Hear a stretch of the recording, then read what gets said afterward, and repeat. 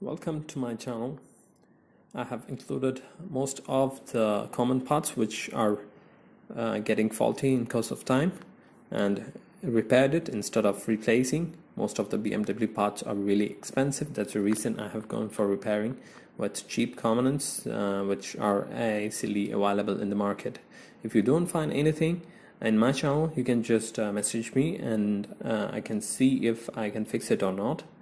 And for the circuit diagram, I have everything, most of the things from the forum, and I will give you a reply. Hello, today I want to repair the master brake cylinder.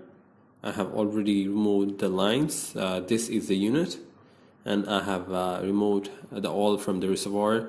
It's pretty black and it has contamination in it. And you can see here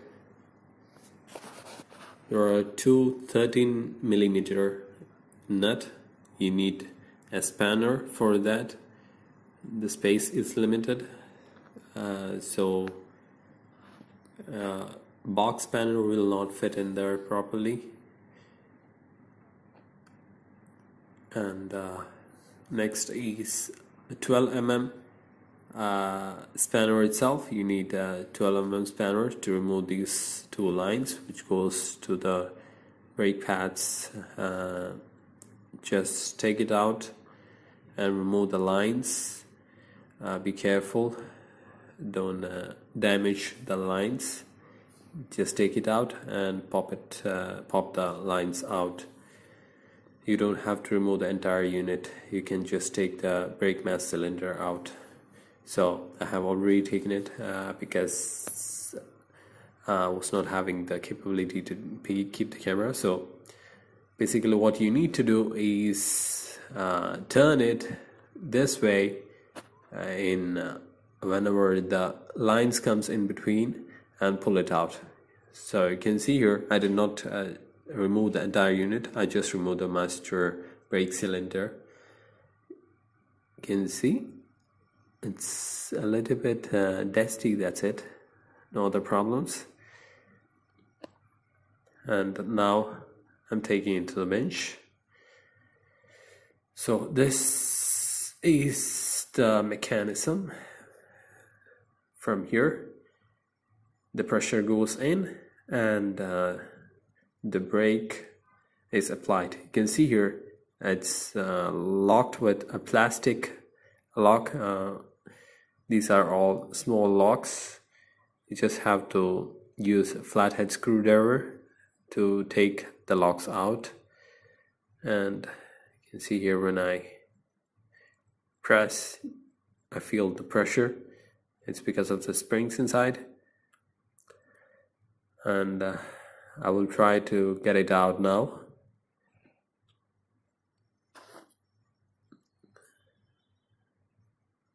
I'm just checking the pressure.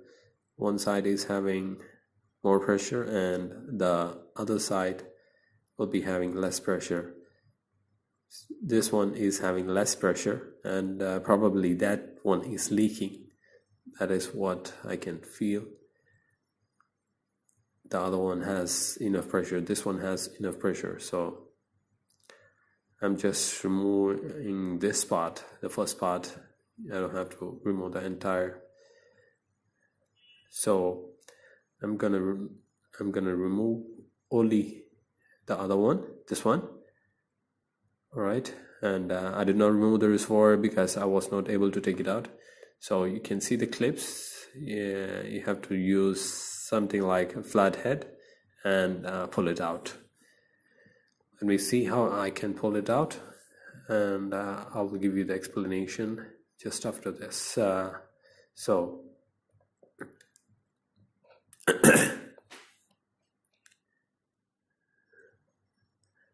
sorry for the delay.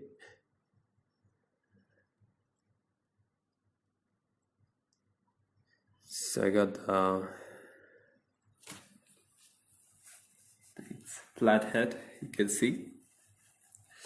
I'm gonna pop out one by one. Have to be careful. The clips might break easily, so a little bit only, so that it comes out of the groove. whenever you use the flathead and push it in, it will come out of the groove easily.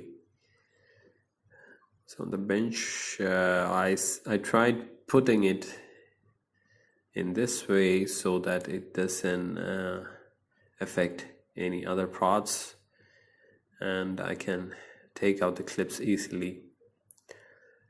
So you have to be careful. You should not damage any of the surfaces. Be careful. So you can see here I have just popped all the clips out. Now what I need is a flathead which is tiny enough so that it goes into the groove and I can pull it out. So I need to find a flathead which is thinner than the one that I have.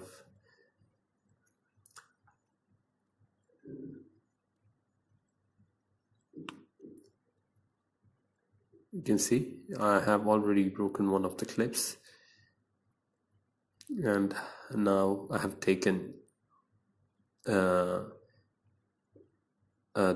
plastic lock. Everything has been taken out. I was not able to record it because I was just frustrated.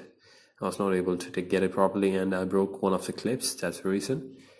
And I'll show you what I did.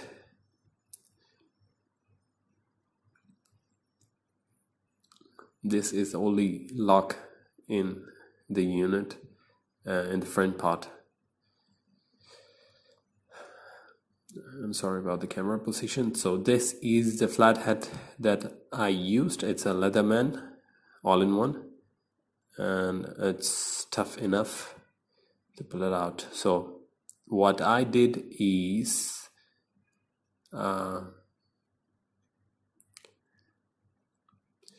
so you see here, I just used that flathead and popped it out by applying a little bit pressure in those grooves. These grooves, I just applied a little bit pressure using the flathead. Don't apply too much pressure, it will break the lock itself. So in between all the slots, I just used a little bit pressure one by one, like interleaving each groove, and just like this. Just for a demo, I'm using one hand for a camera, that's why. So in this manner, I was applying pressure and pulling it out with the flathead itself. So just in this manner, and yeah, this manner I was taking. I was going to like interleaving each grooves. I was applying pressure and taking it out, and this is the rubber seal inside. You can see the grooves, like the circle. So now I'm gonna take the first piston part out. You can see this is the part which is leaking, and I'm gonna replace this seal. I will go to a local shop and get a seal and replace it with that. You can see the plastic lock in between also, and inside there is one more cylinder. I'm not gonna take it out because if I need to take it out, I need to remove the reservoir from top, and I tried taking it out, was not able to take it. I don't want to break it, that's why.